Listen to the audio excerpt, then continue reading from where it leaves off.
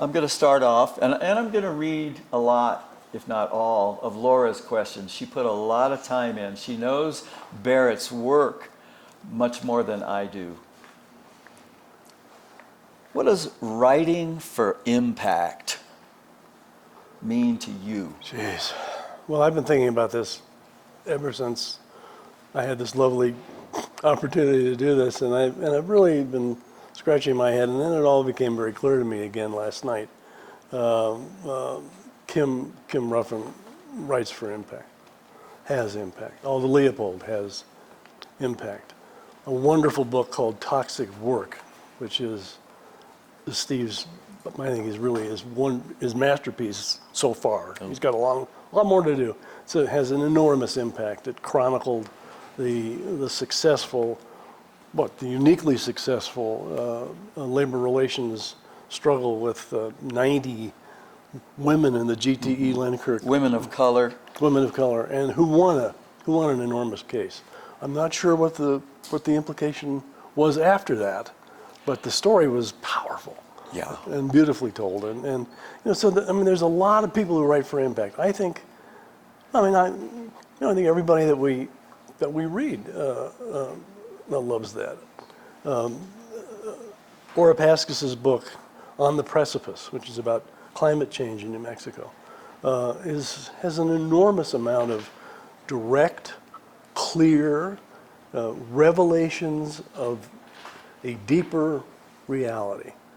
And I think last night when we listened to Kim, we realized that that's what, if you will, all research is about, but particularly strong writing. It is about getting down, clawing down alone in a very lonely work as a researcher, down into more truth, more reality, more the way the world really is.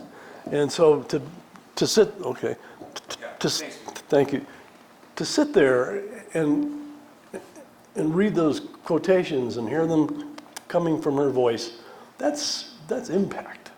So I think it's, we're all in one way or another, I think, trying to get down a little bit deeper beneath the sludge of falsehood and deceit and deception, and just trying to see just a little bit more, to the best of our ability, how things really are.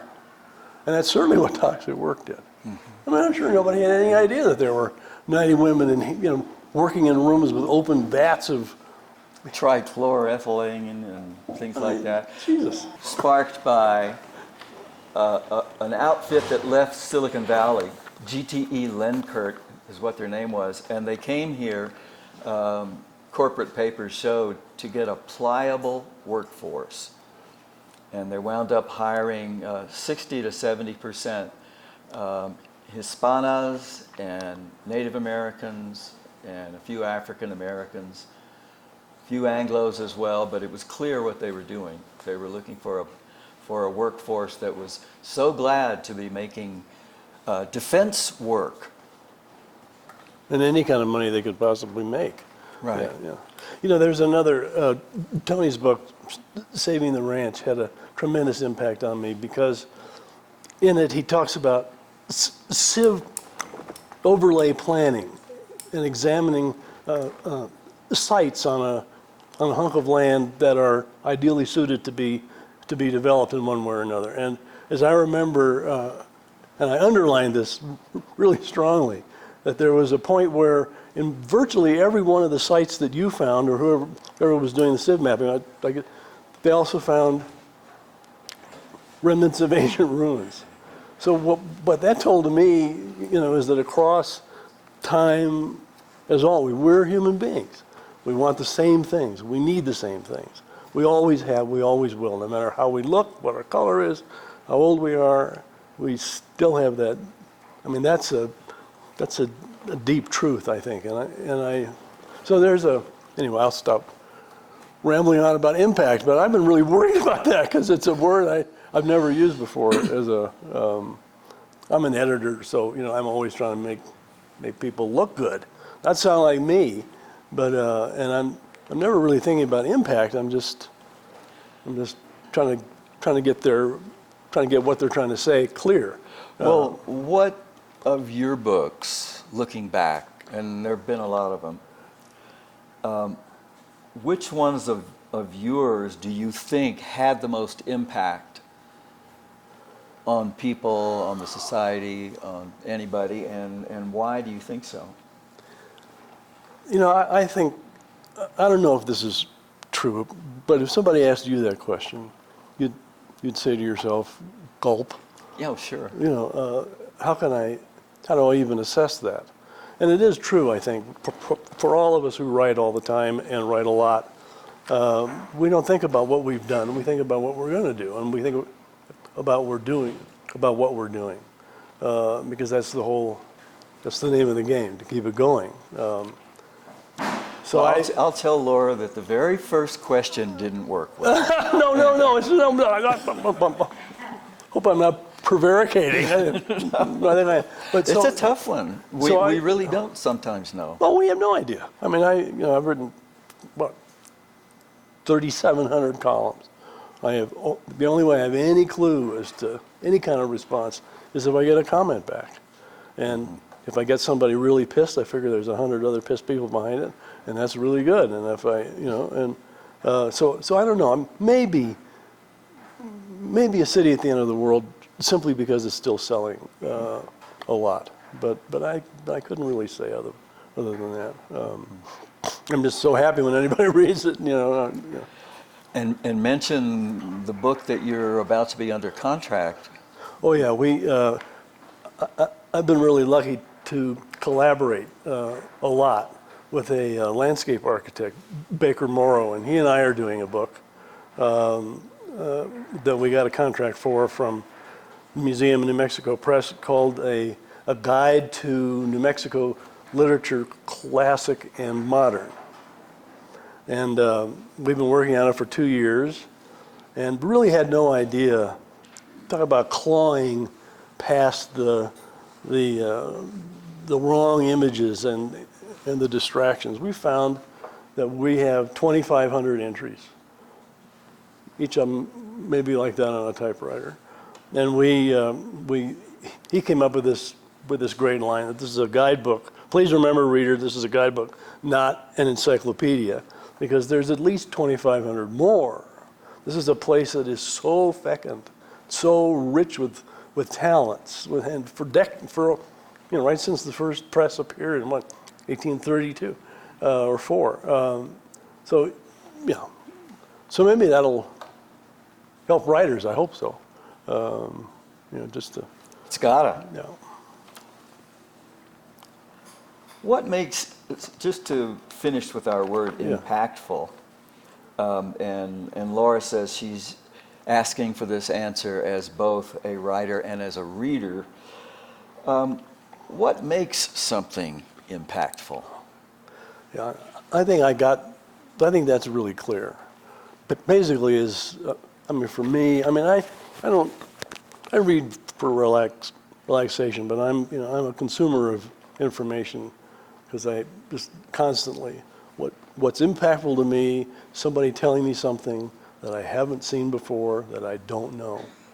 And of course, that's the universe. But the people who can do that, for me, have my deepest gratitude. And that's why I read. I want somebody to show me what they have struggled in the most lonely. Really, researching is the most lonely job you can possibly do.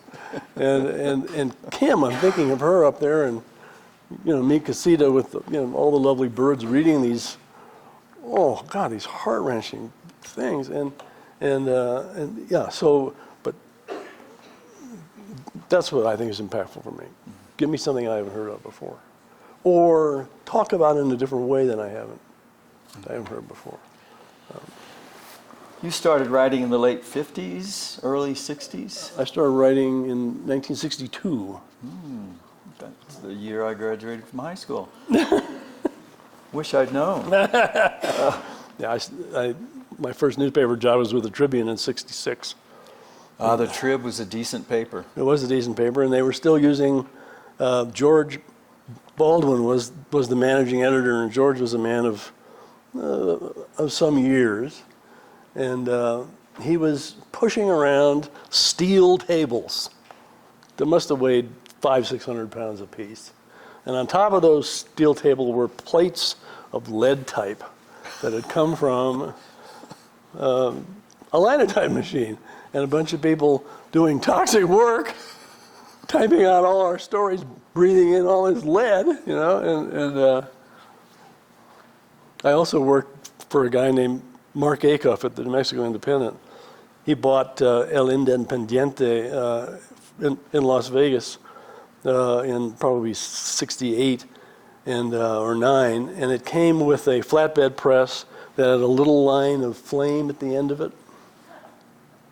And you roll the paper out, and it would go across the flame.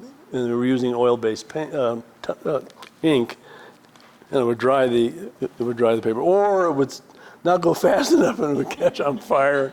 Everybody's jumping up and down and pounding on the. And it also came with a person.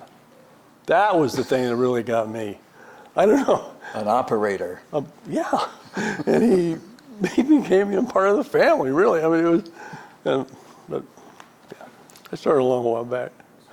You've worked across genres and technologies, and you've seen all kinds of changes in how people consume information and sit with a work of journalism or a work of art. What type of writing do you think has the most impact on people? And what does impact even mean today in the world of social media and newsletters? Yeah, it's really. Yeah, I've been worrying about that one too. I think one of the things that sort of popped into my head is that when I was growing up, there was a time of day that my parents and older people that I knew set aside to consume information. It was usually at breakfast or in the evening after you come home from work. The car radio became a major deal and a big distraction. I think there's a lot of accidents caused by it, but it sort of broke down that focus that everybody had at a particular time of day. And of course, but it also expanded the world hugely. People sitting by the radio listening to the accounts of World War II and the whole thing. But I think we consume information about as indiscriminately as it's produced. We can't shut it off. We want to shut it off sometimes. We don't want to shut it off other times. I mean, we know that there's deeply pernicious things that are going on out there that we don't want to have anything to do with, but sometimes it's impossible to avoid it. I mean, an image comes across your mind that you find deeply offensive. You can do everything in the world to get it out of there, but it's already come across your mind. You haven't asked for it. On the other hand, I think the more news outlets there are, the more. I mean, in Albuquerque now we have about 6 or 7 electronic digital media sources, and all of them are doing pretty darn good work, and they're doing different kind of work, and they're giving different slants on the same story. So it's really, I mean, it's wonderful for a consumer of information, which we all are, because you can get all kinds of different angles on the same tale. And so I don't know, I think there's a lot of bad stuff going on, and I think the more the merrier, really. It's because this is a complicated world, and if writers and news producers can not simplify it, but clarify it, then we're in good shape, or better shape than we would be without it, for what it's worth. Laura says she's always wanted to ask people, who do you write for? Do you have a particular person in mind? Well, I was reading the other day, Gertie Stein says that she writes for herself and for strangers. And I thought, no, that's not me. I, of course, write for myself because I'm the first reader. But I also write for my friends. I write for Robin, I write for Tony, I write for Kara. I wrote You know, I write for people I know. And I hope I'm writing for people who are interested in the same things I'm interested in. But I think really beyond that, I'm writing for me as an editor. Saying, now, don't do that. Stop that. Get rid of that shit. This is terrible. Move over here. Put this thing over here. Put that over. You know, move this back. God, can't you do it right yet? Come on, you know, just get on with it. And so, but You get to have that, who are you? what are you doing? Talk with yourself. What are you doing? Then you get back on track. What are you doing? We all know that. Aside from the words that you write, Laura says, I think much of your impact also hits through your students and all of us whom you have encouraged. Oh, that's so You lovely. certainly encouraged me throughout my career, she says, and in particular when I was in a place of self-doubt. Having just left High Country News and having a young child, how can more of us be generous like that? Especially since writing can be competitive or ego-driven, or we can be envious of one another. I think the Leopold Writing Program is the classic example of how we can do this. I mean, it's a wonderful collective thing. But you know, we are all in this together. We're not competing with each other. I mean, it's impossible. Competing. I mean, if you're actually competing with other writers, you're going mad. I mean, you're without a brain in your head. I mean, you can't. I mean, how can you think and do that at the same time? And you're cross, you're pissed off. But we are all in this together, and I have learned thousands of times more from my students than they have from me, and I know that's true. I'm not being falsely modest about that. It is true. You know that too. Mm-hmm. I mean, you're a teacher for decades. Yeah. And it's. But the one thing that I don't want to see is I don't want to see writers be bullied. I don't want to see writers be bullied by audiences. I don't want to see them be bullied by editors. I want them to learn how to give as little to an editor as they possibly can. Just because there's a certain code, you know, do it well. Well, the same thing with teaching. The prospect of talking with people who are hungry for information makes us prepare, makes us paranoid not to prepare for everything. Absolutely. No, absolutely. So you're wide-ranging across various genres. You've also done lots of collaborating with photographers, editors, and other poets and writers.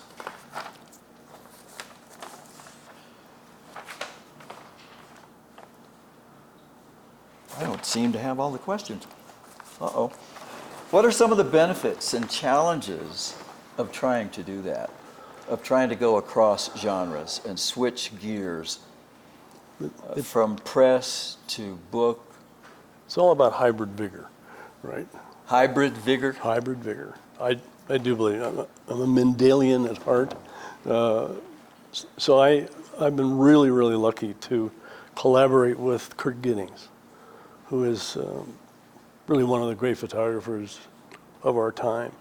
And he and I did a book called Choco Body, in which we never, I didn't write about his photography and he didn't take photographs of my poems.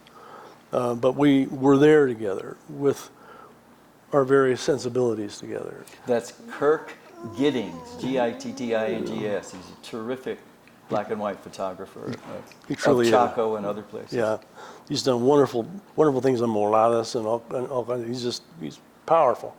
But the great thing about that was that I would never have done it if he hadn't mentioned it. And so I got this whole world open to me. I've been in Chaco since the first day I got here in '58, and almost. But just being with somebody else who was as enthusiastic and as in love with the place as you are was just this fabulous thing. I mean, we were brothers in the love of something unbelievably beautiful. And we had a third collaborator, a guy named Bill Peterson, who was the editor of this fabulous magazine produced here called Art Space in the 70s and 80s. And Bill managed to produce in New Mexico, during the New Mexico artistic renaissance, I guess you could call it that, in the 70s and 80s and early 90s, before the bottom fell out of the market, produced a national quality magazine that was really probably in third place with Art News and Art and whatever the other one's called.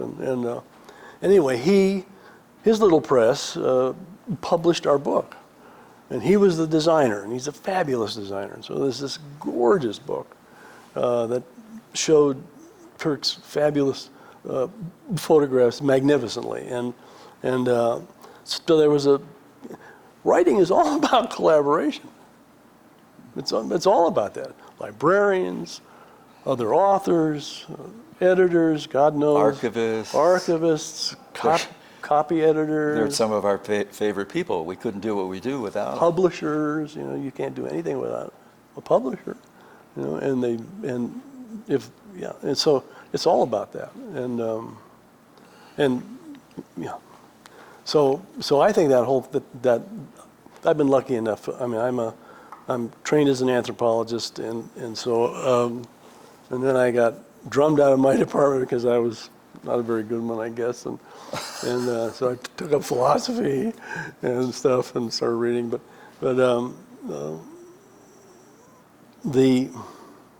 it's probably a good idea you got drummed out. It is. I'm really not a social scientist, I don't think. But life is collaboration. There's no. Yes, you're up there in your garret, lonely and cold and afraid and tired and worn out and horrified by what you're learning. That you do on your own. But everything else, you do with other people. Speaking of Chaco, how many of you have been to Chaco? Chaco Culture National Historic Park. If you haven't, it's one of the great places in the U.S. Just endless. And I wanted to ask you, having had that experience with Kirk doing the visuals, and the visuals are so stunning, and it's still a lot of a mystery why the gigantic buildings, but with no rooms used in the deep interior. It's all just sort of a honeycomb to lift up the top. And what do you think Chaco means to us now? I don't know. In doing this book, I got to meet a lot of really wonderful archaeologists. Steve Lexon particularly, and Mike Marshall. Mike Marshall, who is the only person I've ever met who's read the entire 2 volumes of L.C. Clues Parsons' Pueblo Religion. But it seems, I think people are now sort of moving toward Lexon's view that this was a terrible sociological mistake on the part of Pueblo people who, once the mojo that kept the weather going and this enormous complex, rich with food, once that changed, the people who were claiming that their mojo was doing that were driven out. And there was a horrible diaspora with a tremendous amount of violence and all kinds of other things. But apparently, and this is terribly presumptuous, and I don't know anything about Pueblo people. Nobody knows anything about them on purpose. But it seems like they never did that again. They never had a hierarchy again. Lexon seems to feel that there was a priestly class, an upper class, oppressed workers who were on the other side of the canyon, and that this was a pattern that goes from Aztec all the way down to Casas Grandes. But I don't think we'll ever know. It's just unbelievably beautiful. It's just unbelievably. And the Park Service, you can say whatever you want to say about the Park Service. I love the Park Service. They've done a fabulous job with this, and they with no money at all. one of those odd factoids is that where the Chacoans leadership went afterwards, north and west to Aztec ruins, wrongly named, but there is a meridian through Aztec and through Chaco and through the Mimbres culture down in southwest New Mexico, through Paquimé, and all the way over to the Pacific. They're all on the same meridian line. Guess we'll never know about that. It is amazing. We did a book called Anasazi Architecture and American Design, which apparently was the first of its kind to treat Pueblo designers as, or look at them through the eyes of architects. And there's a wonderful woman named Anna Sophia, who did all the calculations and all the charting and all the things on all the buildings, and indeed discovered that the entire Chaco complex is an enormous calendar. But this is not something that is unique to Chaco. Everything, apparently, all the way down to Panama and beyond, all huge archaeological complexes are, in one sense or another, calendrical devices, which, in its own right, is thrilling because they're not only doing solar stuff and lunar stuff, they're also doing star stuff. Yeah. So decades and decades and decades and decades and decades of looking. And who's doing the looking? Can't be old guys and old women. You can't be that. It has to be old people with little kids who have eyes that work, right? And there's no sort of known what we would call writing, but of course there's notation and of some sort. And so little people who don't know anything about what they're seeing are looking up at the skies and telling old people who know something of what they're seeing, and they're charting star paths and star patterns so accurately, and they're translating that into stone smoothing and laying, and I mean it's a fabulous thing, and proof once again that we're a pretty interesting species, not just a bunch of murderers all the time. Much more than that, of course. There's an obvious lesson about climate for us. Sure. In looking at them. There is, for sure. We do live in a world in which a large number of human beings know, and there's no doubt about this, know how to survive in this environment in its worst times. And why is there no doubt about it? Can you hear in the back? No. And why is there no doubt about it? Because they are still here. And they're still here because they knew how to survive. We don't seem to, we still... The native people. Yeah. And it's not just Pueblo people, it's Dinah people and right. Paddy people. But I think the lesson is that what, and it's particularly true in Saving the Rand. Here are these sites where people wanted to build their homes. They had view sheds, they had shade, they had wind protection, they had all kinds of, they had enough sun at the right time of years. And it was all meticulously examined because they paid attention to where they are. Yeah. Just that, it's just that alone. Right. Pay attention. Yeah. Well, big, huge lesson that I don't think we're ever going to learn. Have any ideas how to help the American people who are not paying attention to pay attention? Not a clue. What? Not a clue.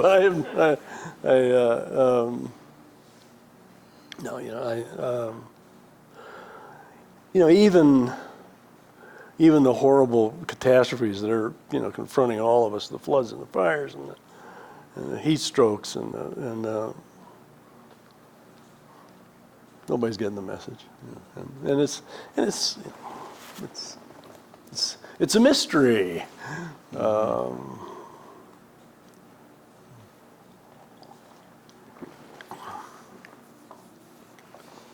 There's a book by a guy named Vaclav Smil called "How the World Really Works," and he is a petroleum engineer from Czechoslovakia who is not an advocate of fossil fuels, but is a man who understands how they are used, and is a guy who likes his statistics. Which you read this kind of stuff and you better check up on his numbers, and what they mean and what they imply. One of the things is that, you're going to have, if you get a clean energy supply, that's going to take care of about 18 or 19% of the total energy use that you have, making energy. All the rest of it, basically, he says, and I'm not sure this is true or not, but all the rest of it is lubricating itself and fueling itself with fossil fuels. All of it.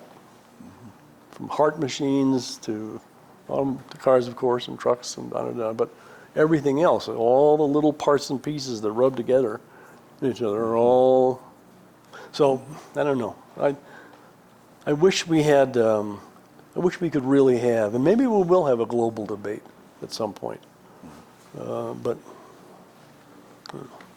talk a little bit about what you were looking for and what you found when you wrote Albuquerque, a city at the end of the world.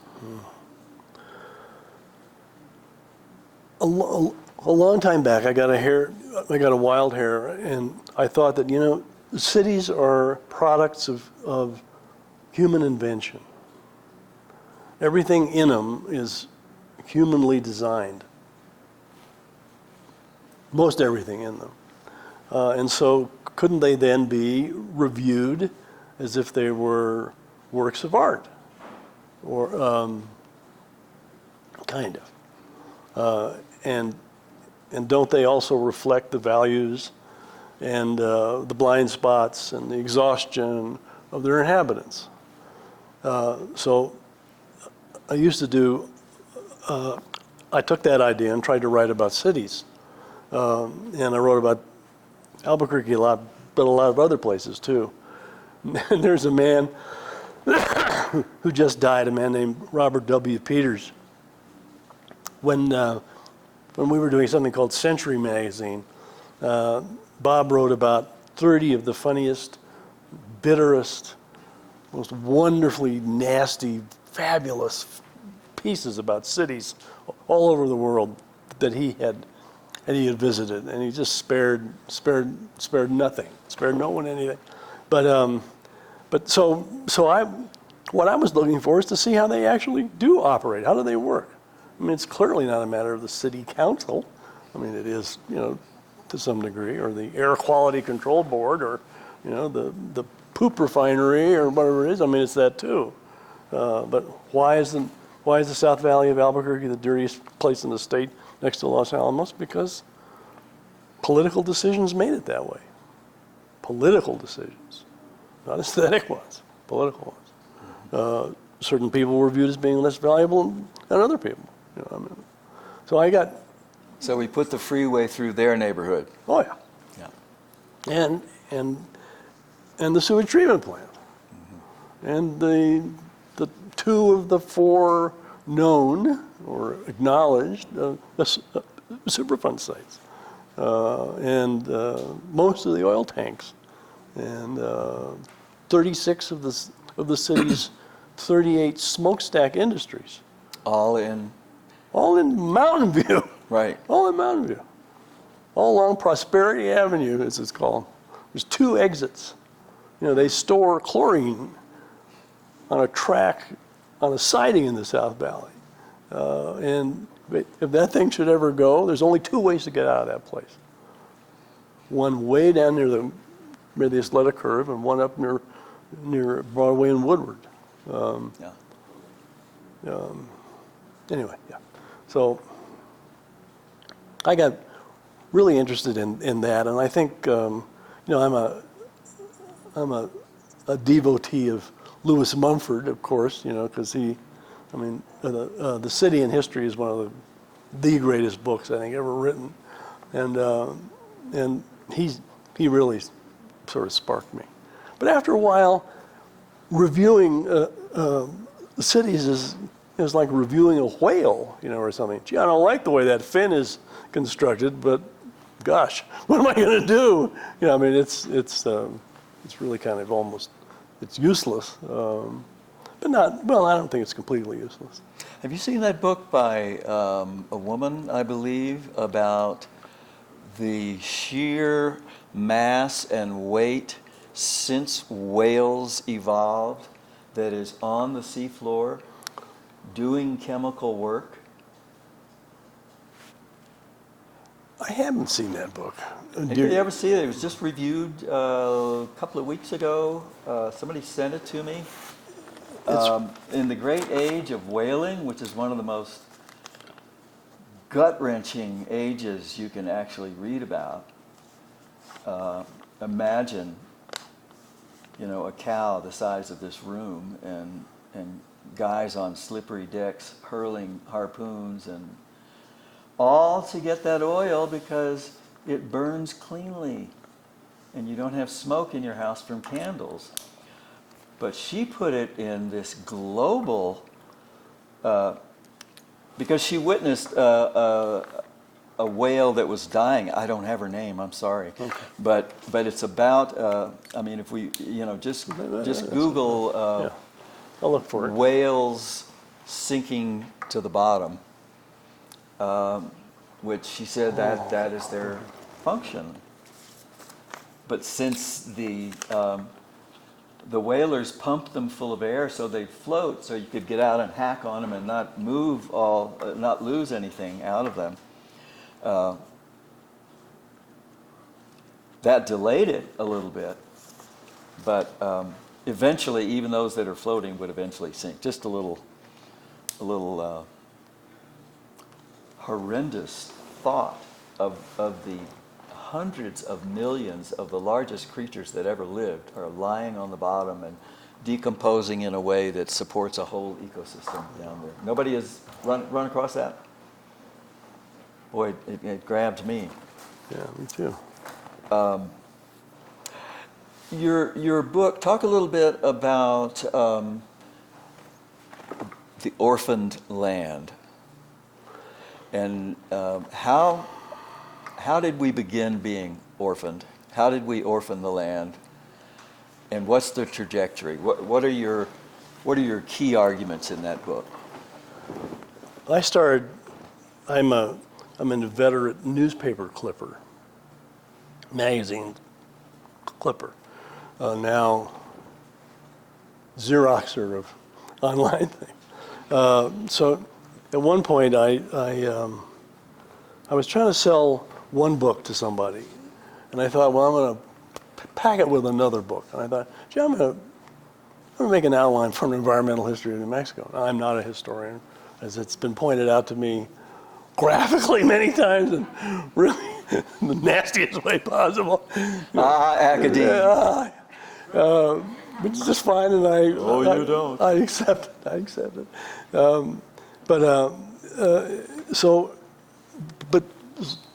So I realized that I had this. There was a table, just 4 or 5 boxes full of stuff, and they liked the idea, and I redid it.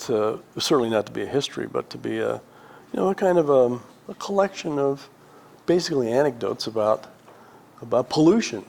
And we are particularly, like every other city in the world, and most other places that are inhabited by huge numbers of human beings, we are polluters. This is part of our species. This is what we do.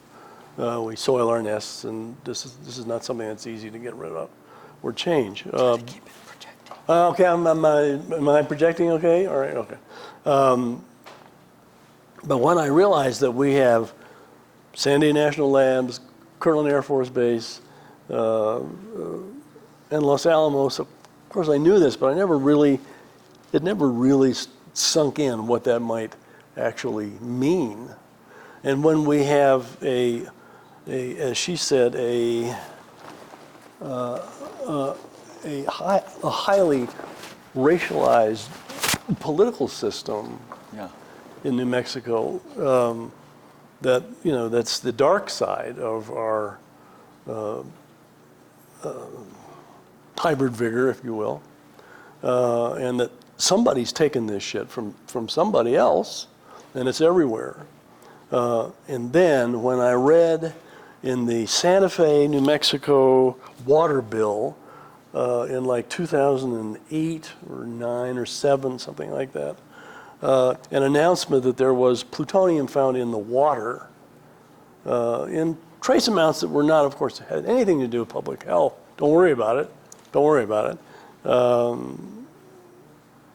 So I thought, I better get into that pile of stuff. So I started looking around, and I found many stories. And just an enormous, and I'm sure if you went to every city, any city, I mean, like, for instance, it's really wonderful to be able to use the information systems of the internet now as a hypothesis tester. So, like you say, okay, I have a hypothesis that every Air Force base in the United States has dirty water underneath it from jet fuel spills, fire retardants, and God knows what else. And so you say, X and X Air Force Base, pollution. Bingo, it comes up. It doesn't say, there's no pollution there. It says, hey, there's thousands and thousands of gallons of shit, and and it's cost tens of millions of dollars to get 2% of it done. And it's going to take 80 years more to do anything.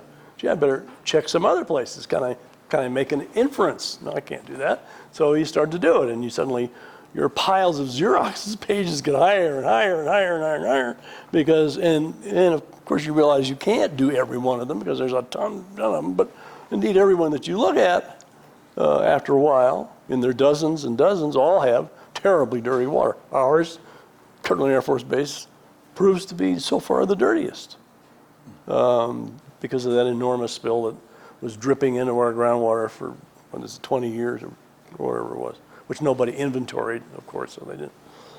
But so this was a book of just, God damn it, I was just outraged constantly. And it went on and on and on. But when you do this kind of random clipping, if I might tell a tale, so I'm, Tijeras Arroyo drains 100 square miles of the Sandias and the Manzano Mountains. There is a landfill pretty close to the top of it, which is absurd anyway. But this thing goes through Sandia and Kirtland, crosses the interstate, and in the old days used to, in an unlined arroyo, flow, I would say maybe 50 yards past Mountain View Elementary School and empty into the Rio Grande. So I had heard rumors, and of course these are all rumors, I mean, many of them are, Sandy's been pouring all kinds of waste and plutonium and munitions waste and explosive chemicals and all kinds of things into that arroyo for decades. No proof, of course, and they certainly deny it. Even under consent decree with the state to clean up their pollution, which they don't admit they have done. So I'm reading along in here, and I find a piece by an old friend of mine, a guy named Nolan Hester, who was a journal writer, and this was when Mountain View Elementary School had to close its well because of originally explosive chemicals. That's what they said in it. The next piece was nitrates. which is, comes from basically fertilizer. So they immediately shifted. Somehow that got shifted. I don't know. I'm not a conspiracy theorist.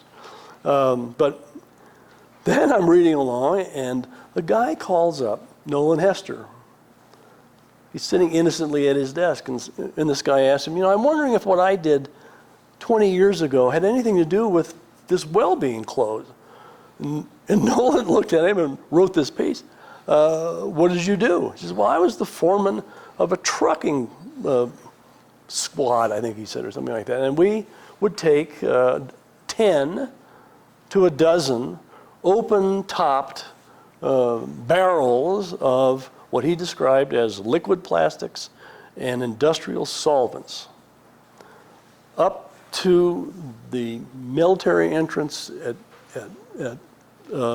Terrace Arroyo, open the gate, go up in, and pour it out. And he said, I'm over here doing my calculations, and I said, I calculated that we must have poured in maybe 70,000 gallons. And Nolan asked, well, how long did you do that? Oh, until we stopped doing that kind of work at the plant. And I can't really remember. But I'm retired now. He's dead, of course. I tried to call him. He's dead, of course. I tried to call him. He's dead.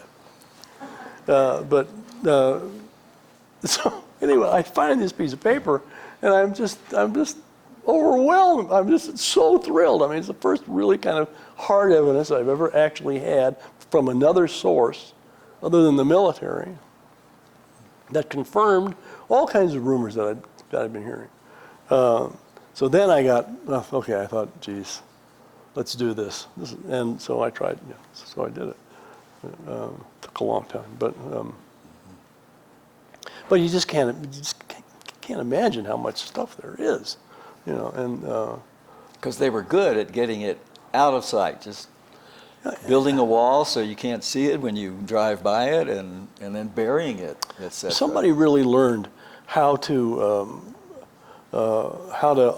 obfuscate, and I'm not a conspiracy theorist, but they sure learned a lot from the tobacco industry, and because every single issue that you encounter in any of these pollution matters has 2, 3, or 4 sides, and there's no way to get through that, and it's except in a court of law where everybody's under oath, where they might lie anyway.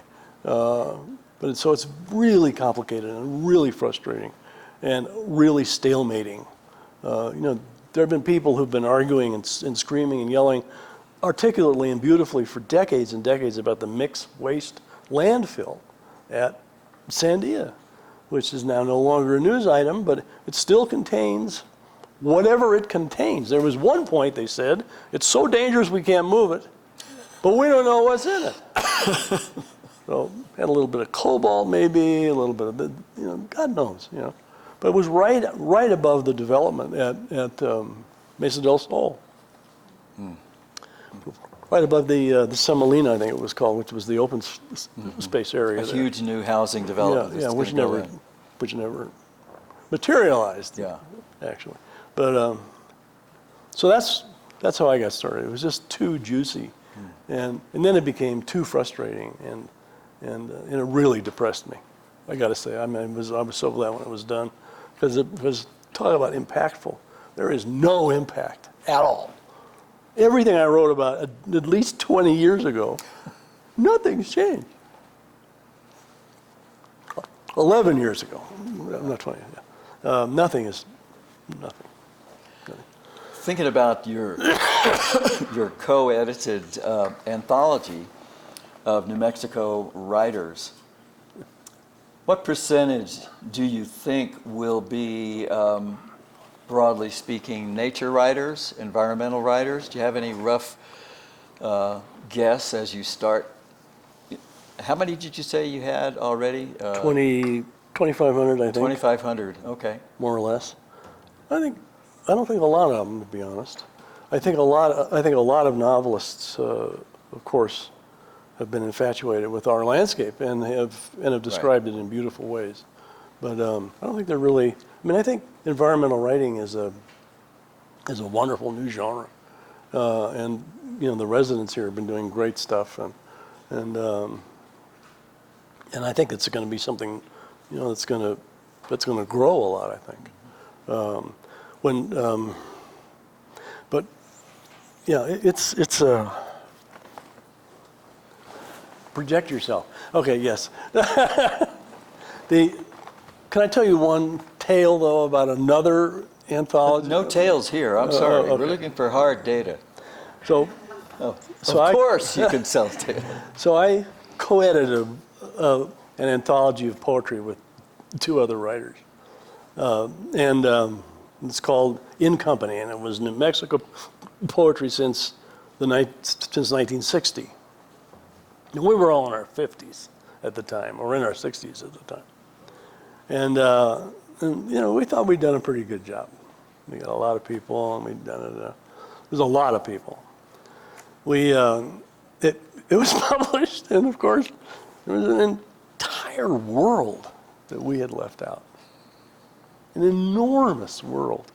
And it was, in those days, called slam poetry. We were so stupid. We were so old, so out of touch. Yeah. And, oh my God, and so now I'm thinking. lead type people. Oh, no, really, honest to God.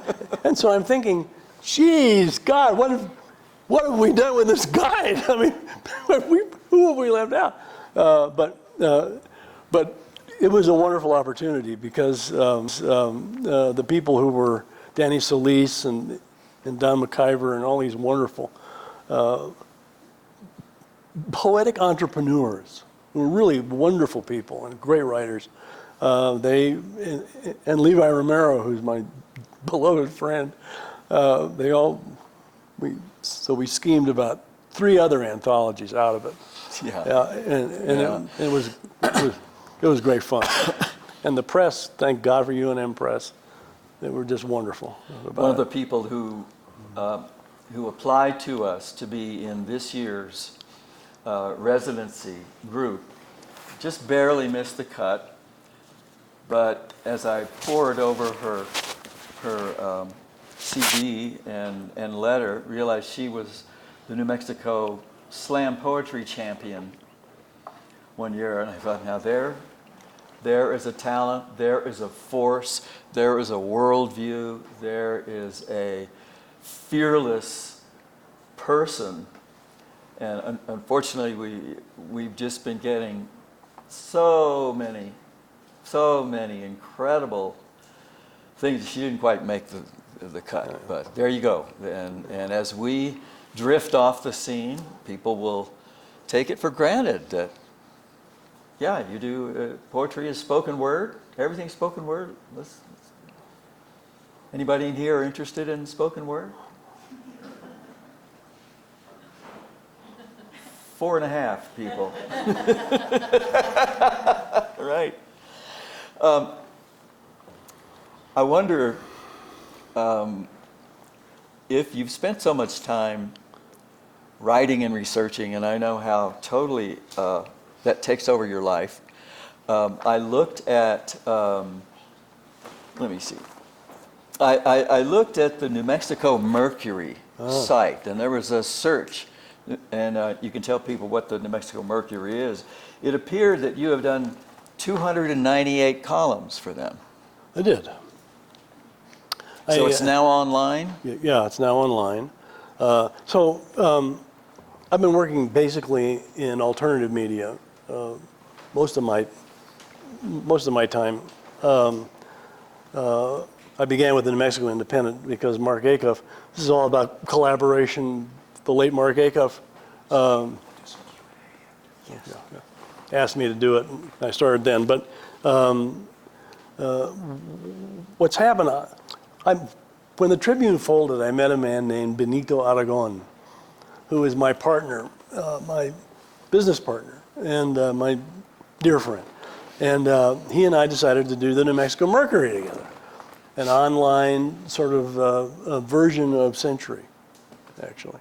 The big thing about the Mercury, as it ran for 3 years, and we published the work of about 260 New Mexican writers. And it was the same thing at Century. We published, I counted them all, 556 New Mexican writers. It wasn't me, but we did that. And so the Mercury was a lot of fun to do. Oh, it was a joy.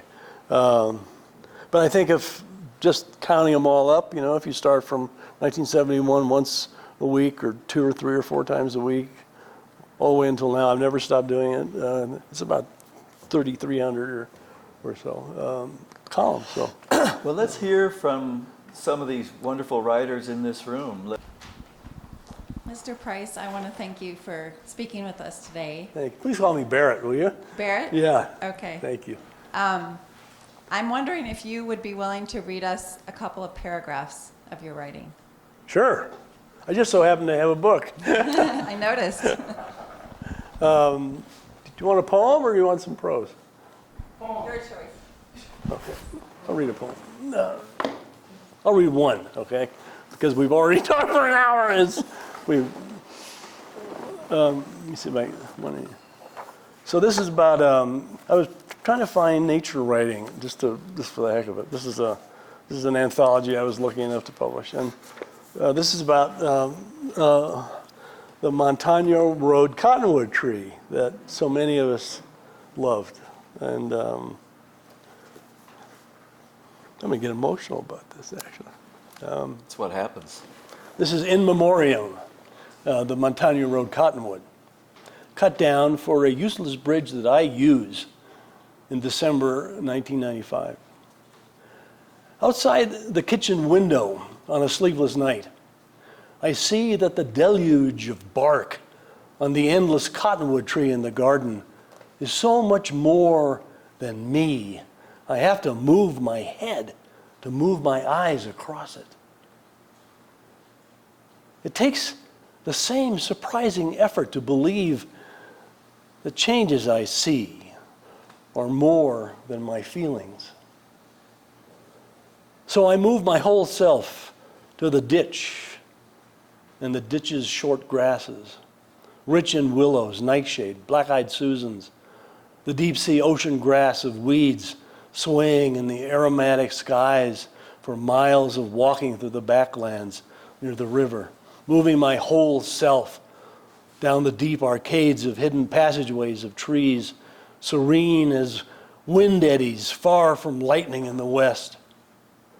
These paths of curiosity and high repose I move along in foresight, which feels too much like memory. They're murdered now by herbicides and highways. As surely as I will die, all the ditchweeds and their blossoms, the yellow primrose moonweeds, ragweeds, morning glories, nettles, tumbleweeds, and creepers, all will be deprived of their nature as a wilderness inside the regimented glade of exiled city space.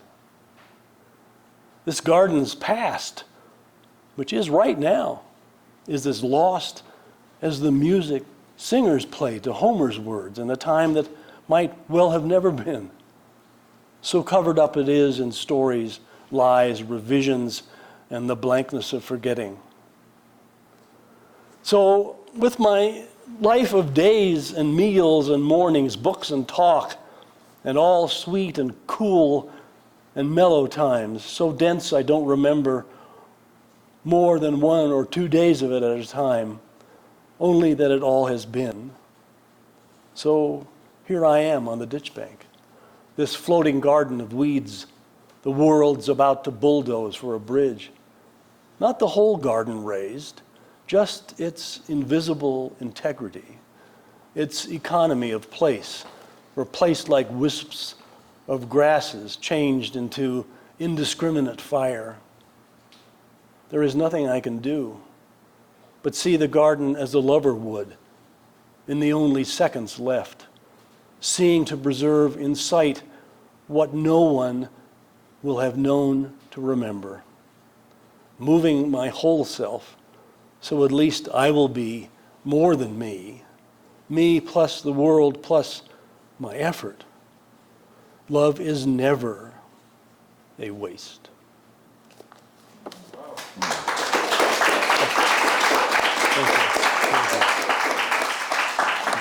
Thank you. Thank you. Thanks for that reading. That was very powerful Oh, and thank you. moving. Thank you.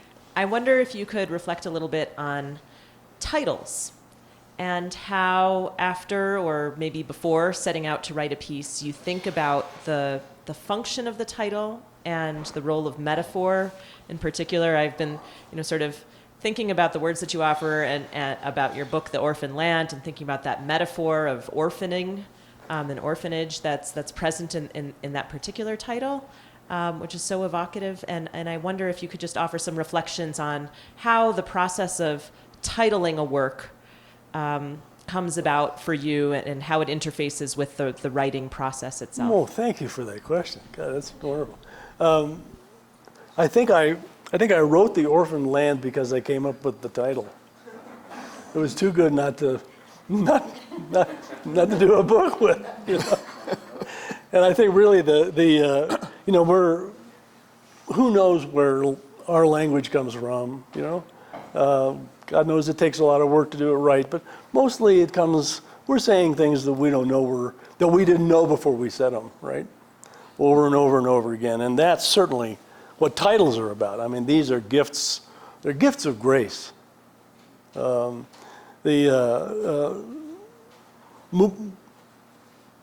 Polishing the Mountain, which is an anthology of some later poems, that particular term came to me as I was thinking about how hard it is to calm ourselves and to pay attention and to be present in the world. And it really is just sort of like taking a little stone and polishing it. And I thought, gee, that's a really great title. I better put something to it. Better get something together. I better get something under it. But it's great to have a starting place. Sure. It's great to have a window open. Like Toxic Work. I mean, that's the perfect title. Yeah. No, really. I mean, how Yeah. can you get a better title than that? Yeah. No. If I could add one indulgence, the residents, though, before you ask the question, can you just, oh, sorry. Could you just get the mic? Yeah, if the residents can just say who you are, your name, and where you're from, I think that will help VB understand where you guys are coming from. And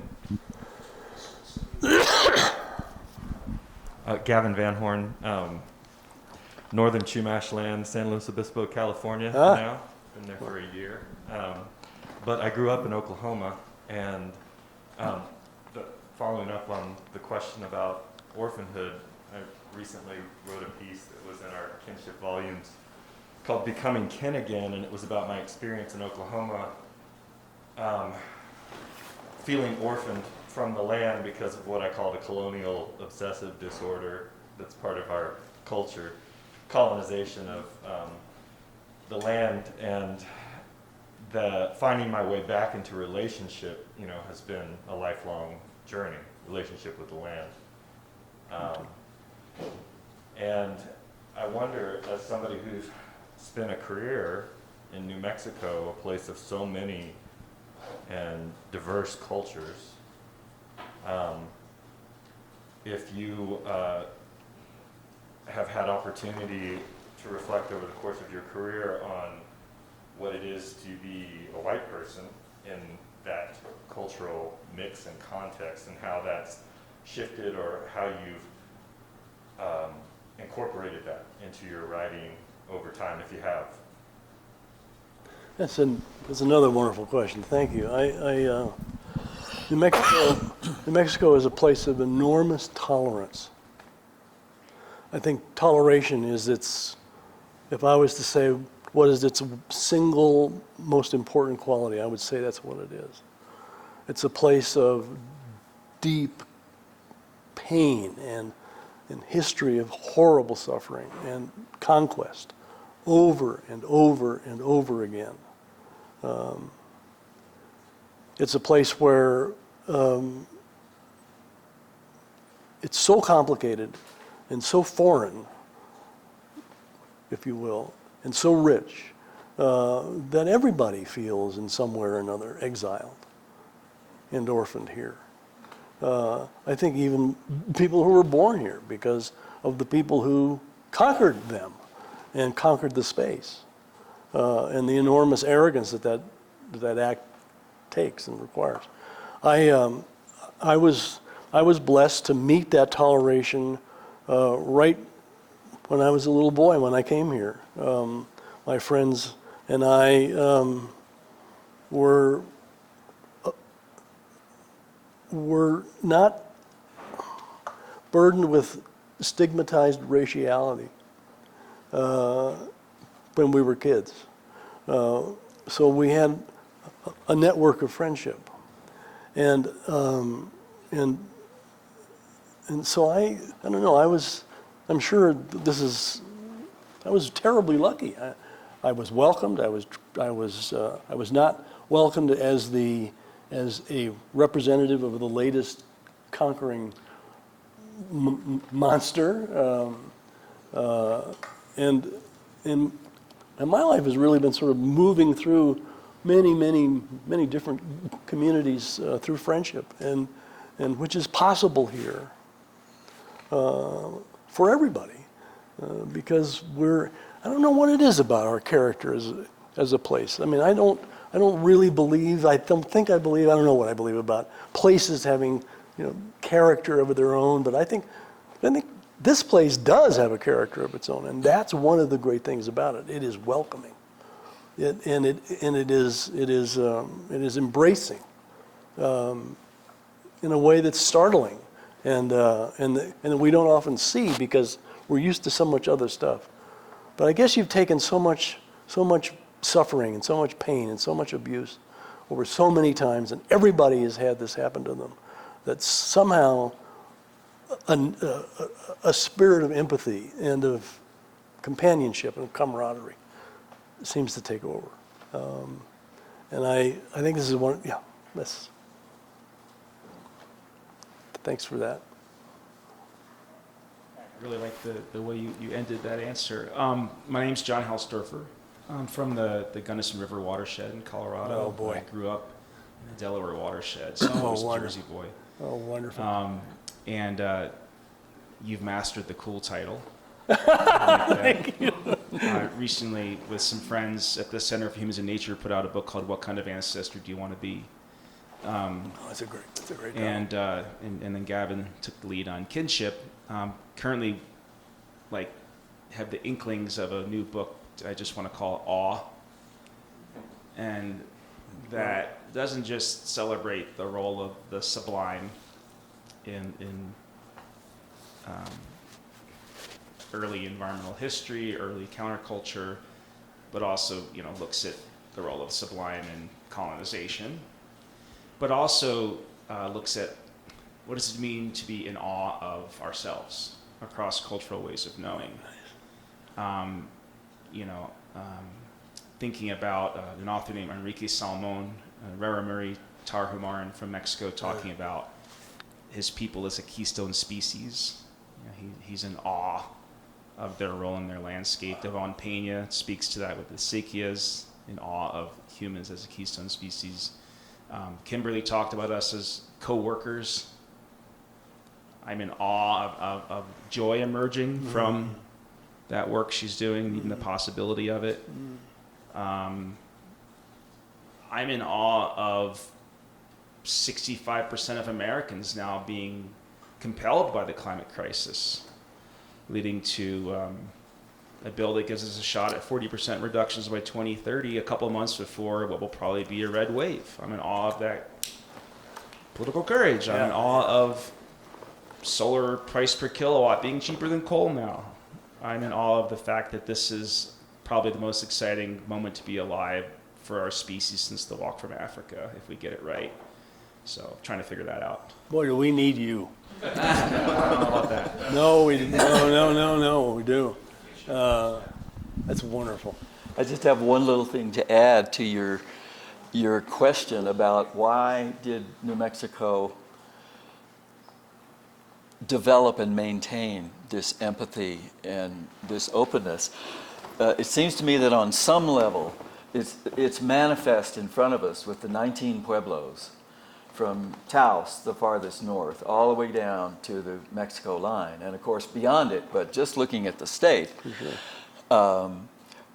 When the Spanish first came up here, because the other tribes in the north of Mexico said there's 7 wonderful cities up there.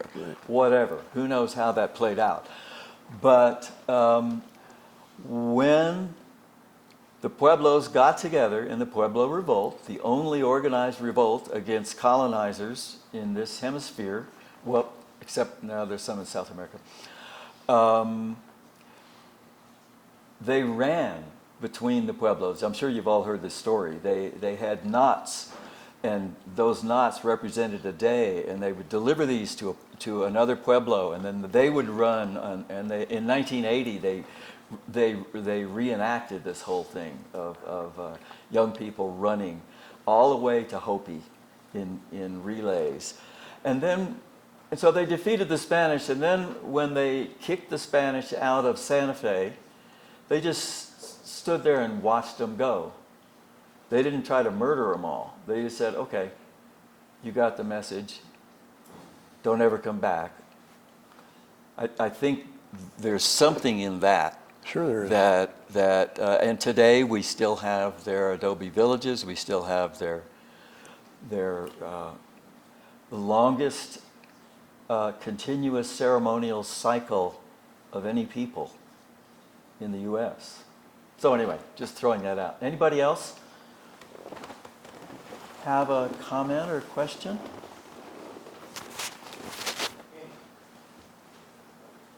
So, Andy Gulliford from Durango and Bluff and the Four Corners.